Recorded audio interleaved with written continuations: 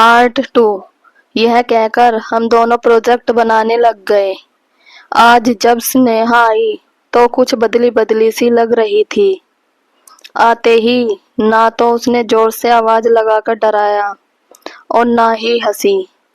मैंने पूछा, सब ठीक तो है ना? वह बोली, कुछ बताना था आपको। आप मुझे बताना कि सही है या गलत। हम अच्छे दोस्त बन गए थे। मैंने उससे कहा, हाँ हाँ जरूर, क्यों नहीं, बोलो।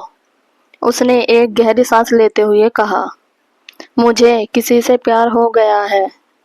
मैंने कहा, कौन है वह और क्या वह भी तुमसे प्यार करता है? उसने कहा, मालूम नहीं। ओहो, तुम्हारे ही कॉलेज में है क्या? मैंने पूछा। नहीं, उसने बस छोटा सा जवाब दिया। वह मेरा दोस्त है जो मुझसे 7 साल बड़ा है। उसकी पहले एक गर्लफ्रेंड थी, लेकिन अब नहीं है। उसको गुस्सा भी बहुत जल्दी आता है। वह मेरे बारे में क्या सोचता है पता नहीं, लेकिन जब वह मेरी मदद करता है तो मुझे बहुत अच्छा लगता है।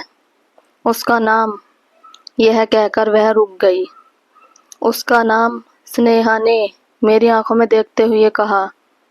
बहुत मजा आ रहा है ना आपको? सब कुछ जानते हुए भी पूछ रहे हो। और वैसे इतने बेवकूफ हो तो नहीं आप, जितने बनने की कोशिश कर रहे हो। मैं बहुत तेज हंसने लगा। उसने कहा, अब क्या फिल्मों की तरह प्रपोज करना पड़ेगा? मैंने कहा, नहीं नहीं, उसकी कोई जरूरत नहीं है। यह जानते हुए भी कि मैं उम्र में तुमसे 7 साल बड़ा हूँ और मेरे जीवन में तुमसे पहले कोई और थी, तब भी। हाँ, और वैसे भी प्यार में उम्र, अतीत, ये सब कुछ भी मायने नहीं रखते। मैंने उसको गले लगा लिया और कहा, हमेशा मुझे ऐसे ही प्यार करना। वह खुश होकर मेरी बाहों में आ गई। अब मेरे जीवन में भी कोई आ गया था जो मेरा बहुत ख्याल रखता था। कहने को तो उम्र में मुझसे 7 साल छोटी थी, लेकिन मेरा ख्याल वह मेरे से भी ज्यादा रखती थी। हम दोनों आपस में सारी बातें शेयर करते थे। अब मैं खुश रहने लगा था। उस शाम मैं और स्नेहा साथ ही थे जब मेरा फोन बजा।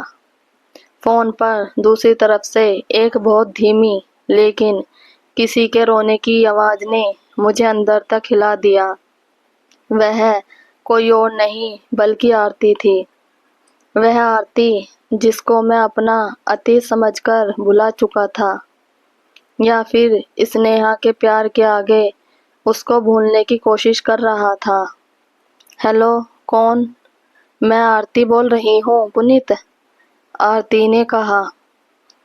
आज इतने दिन बाद तुम्हारा फोन? इससे आगे मैं कुछ और कहता, वह बोल पड़ी। तुमने तो मेरा हाल भी जानने की कोशिश नहीं की। क्या तुम्हारा अहंकार हमारे प्यार से बहुत ज्यादा बड़ा हो गया था? तुमने भी तो एक बार फोन नहीं किया। तुम्हें आजादी चाहिए थी, कर तो दिया था तुम्हें मैंने आजाद। फिर अब क्या हुआ? तुम यही चाहते थे ना कि मैं तुमसे माफी मांगू। लो, आज मैं तुमसे माफी मांगती हूँ।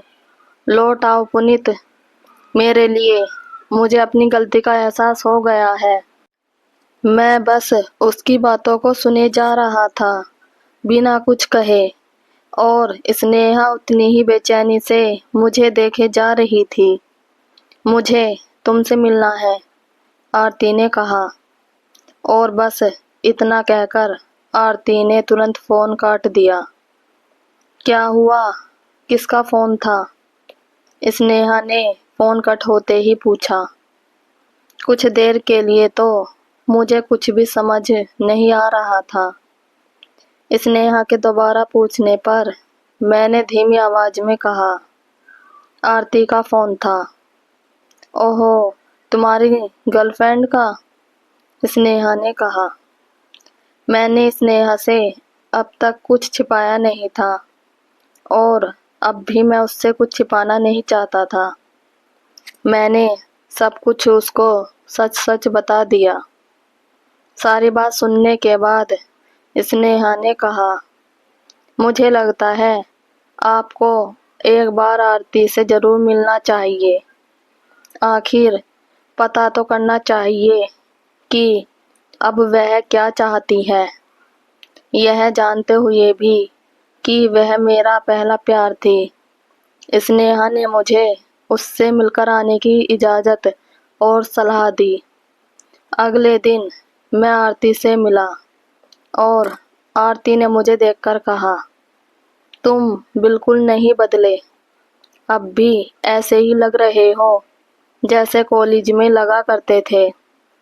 आरती, अब इन सब बातों का कोई मतलब नहीं है, मैंने जवाब दिया। क्यों? आरती ने पूछा। कोई आ गई है क्या तुम्हारे जीवन में? हाँ, और उसको सब पता है। उसी के कहने पर मैं यहाँ तुमसे मिलने आया हूँ। क्या तुम उसे भी उतना ही प्यार करते हो जितना मुझे करते थे? क्या तुम उसको मेरी जगह दे पाओगे? मैं शांत रहा।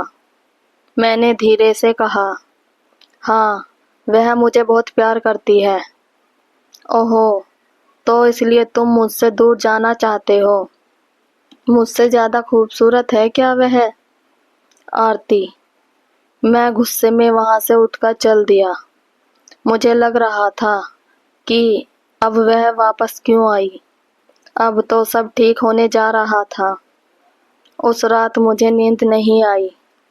एक तरफ वह थी जिसको कभी मैंने बहुत प्यार किया था और दूसरी तरफ वह जो मुझको बहुत प्यार करती थी। अगली सुबह मैं स्नेहा के घर गया तो वह कुछ उदास थी। उसने मुझसे कहा, मुझे लगता है कि हम एक दूसरे के लिए नहीं बने हैं और हमारे रास्ते अलग हैं। यह कहकर वह चुपचाप ऊपर अपने कमरे में चली गई। मुझे अपने कानों पर विश्वास नहीं हो रहा था कि इतना प्यार करने वाली लड़की इस तरह की बातें कैसे कर सकती है। आरती का फोन आते ही मैं अपने ख्यालों से बाहर आया। मुझे स्नेहा पर बहुत गुस्सा आ रहा था। आरती, इस समय मेरा बात करने का बिल्कुल भी मन नहीं है। मैं तुमसे बाद में बात करता हूँ। मेरे फोन रखने से पहले ही आरती बोली, क्यों? क्या हुआ?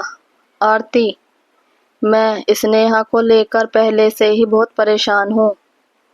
मैंने कहा, वह अभी भी बच्ची है, शायद इन सब बातों का मतलब नहीं जानती, इसलिए कह दिया होगा। उसके इतना कहते ही मैंने फोन रख दिया और उसी समय स्नेहा के घर के लिए निकल गया। मैंने स्नेहा के घर के बाहर पहुंचकर स्नेहा से कहा, सिर्फ एक बार मेरी खुशी के लिए बाहर आ जाओ। स्नेहा ना नहीं कर पाई और मुझे पता था कि वह ना कर भी नहीं सकती, क्योंकि बात मेरी खुशी की जो थी। स्नेहा की आंखों में आंसू थे।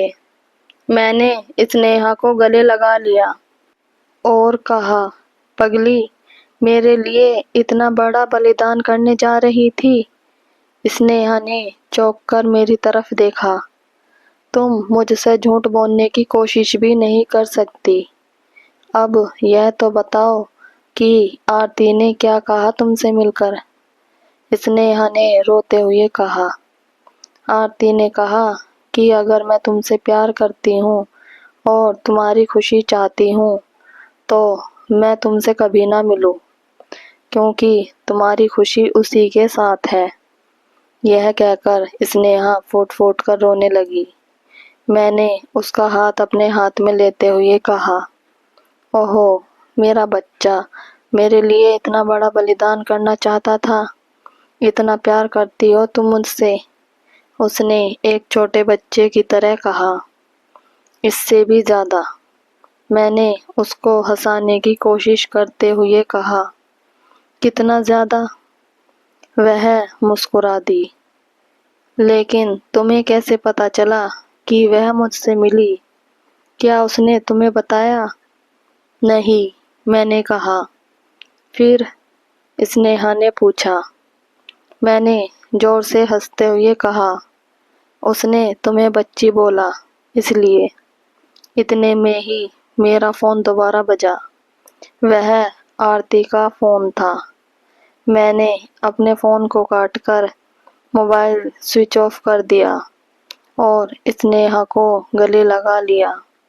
बिना कुछ कहे मेरा फैसला आरती तक पहुंच गया था।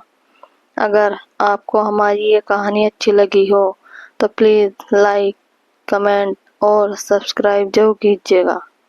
Thank you.